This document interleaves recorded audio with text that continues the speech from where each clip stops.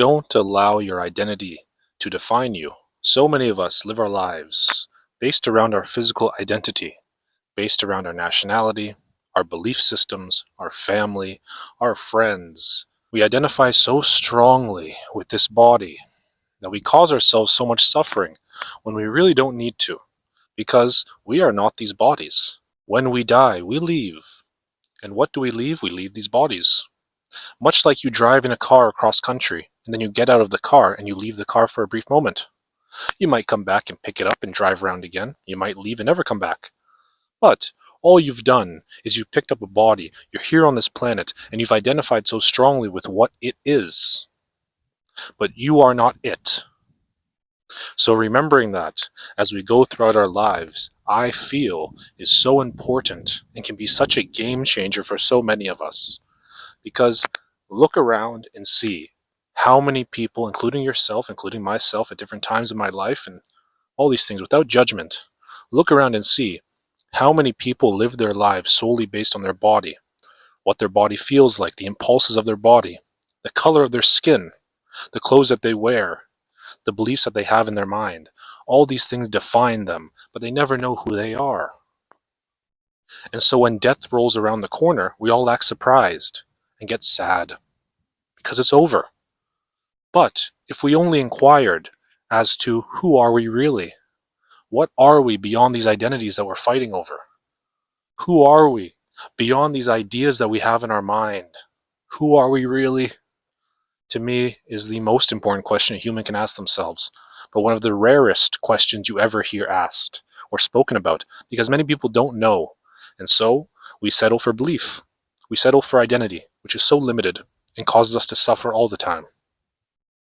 So if you wish to transcend your identity, if you wish to begin to get a glimpse of who you are truly, then meditate.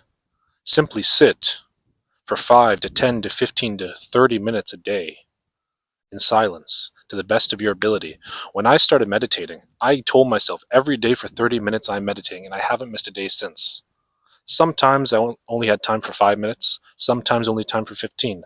But the majority of time, it was 30 plus. And when I started meditating, it was so difficult.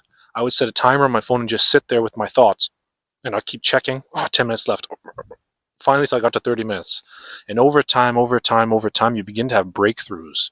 You begin to understand the movement of your thoughts and emotions, which allows you to step back from that movement before you're entangled in it. So, if you find yourself struggling with your thoughts and emotions, if you find yourself struggling with your identity, you don't know who you are, or maybe you know who you are too much that's causing you to bump into everyone you walk past down the street, when you carry your identity so strongly, you can't help but get offended by everything. If that is you, try meditation, because in stillness you are universal. In stillness, this identity doesn't mean a thing. In stillness, life and death are one. There's no such thing as death. Just movement. Just movement. Just movement. But in stillness, you realize your universal nature beyond this body. But again, accessing stillness is not always that easy. So I say, try meditation. Close your eyes and just focus your eyes between your eyebrows. Breathe in and out through your nose only, and just rest. Notice your heart and try to bring it to a place of rest. Well, don't try, but just notice if it does.